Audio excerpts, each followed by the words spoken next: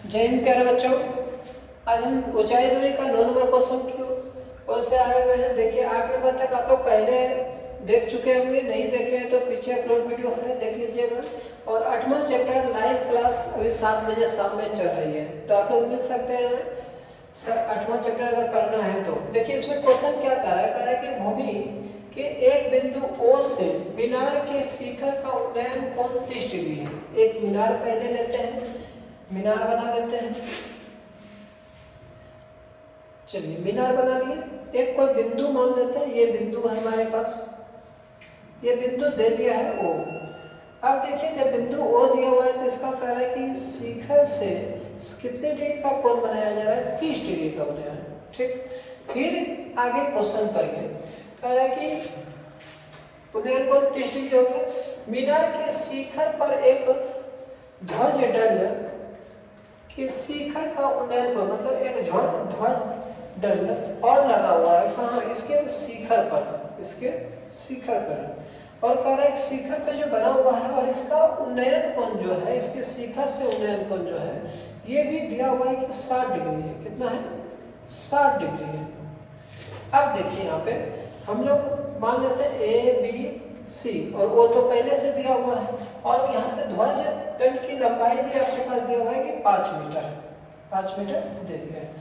तो अब यहाँ पे हम लोग त्रिभुज को लेके चलते हैं। त्रिभुज ACO में, ACO में, ACO पूरा त्रिभुज ले रहे हैं और ये समकोण त्रिभुज है।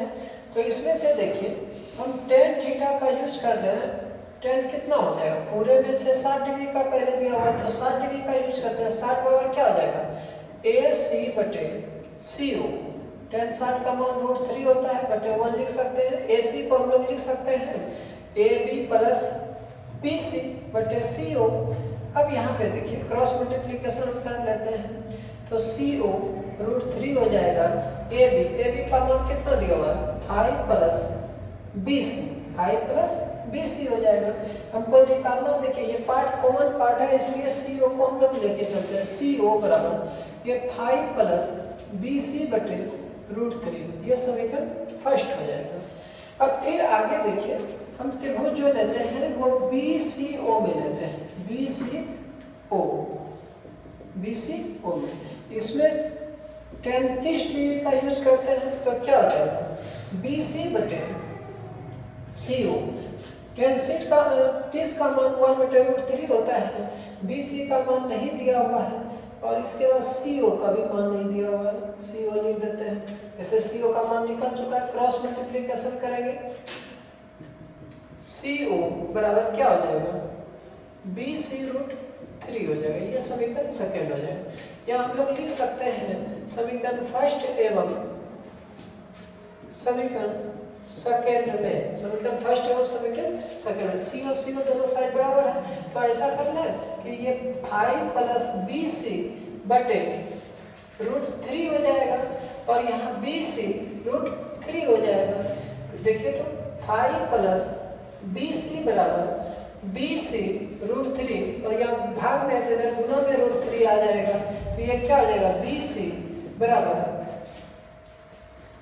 ऐसा करते एक लाइन लिख ही देते हैं, 5 प्लस BC बराबर 3BC √3 कितना हो जाएगा, 3 हो जाएगा।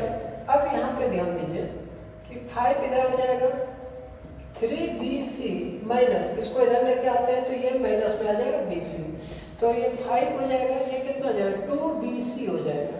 ये 5 बटे 2 लिख सकते हैं। BC बराबर अगर हम सपोज इसको भाग दे दें तो BC बराबर ये कितना आ जाएगा, 2.5।